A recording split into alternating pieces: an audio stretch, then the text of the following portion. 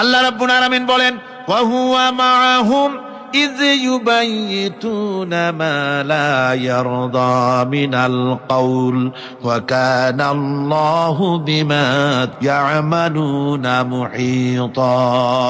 আল্লাহ পাক বলেন, তিনি তো ঠিক সেই সময়ও তোমাদের কাছে থাকেন যখন তোমরা নিজেদের ঘরের মধ্যে বসে কোনো এক জায়গায় বসে আল্লাহর মর্জির খেলাফ পরামর্শ করো, আল্লাহ তখনও তোমাদের কাছে থাকেন। আল্লাহর ইহাতা থেকে, আল্লাহর কর্তৃত্ব থেকে বেরিয়ে যাওয়ার কোনো উপায় নাই। সুতরাং গোপনে বলেন, প্রকাশ্যে বলেন, যেভাবেই যা কিছু করা হোক না কেন, আল্লাহর কাছে আমাদের সমস্ত অপরাধগুলি ধরা হয়ে যায়। আর এটাই হচ্ছে ইমানের সীমা পরিসীমা। তিলকা হুদুদাল্লাহ ফালা তা'তাদুহা, তিলকা হুদুদুল্লাহ, এটাই হচ্ছে আল্লাহর সীমানা।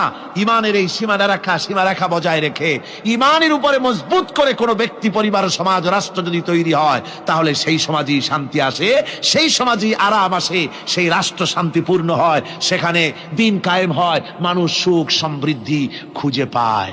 ভয় নাই। আল্লাহ পাকের উপর ঈমান আনলে পরে কলিজার ভিতরে দুর্জয় সাহসের সৃষ্টি হয়ে যায়, কোনো ভয় অন্তঃকরণে তার থাকে না।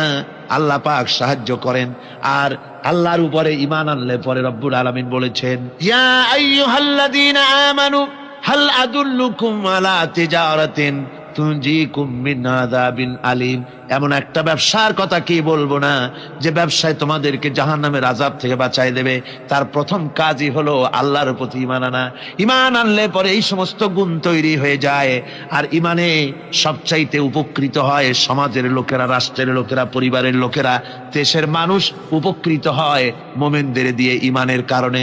তার কারণ হলো, একজন মোমেন, একজন ব্যক্তি যখন ঈমানদার হয়, মোমেন হয়ে যায়, আল্লাহর প্রতি যখন প্রগাঢ় বিশ্বাস তার এসে যায়, তখন সেই ব্যক্তি নৈতিকতার মান তার বেড়ে যায়। জোরে বলেন সুবহানাল্লাহ।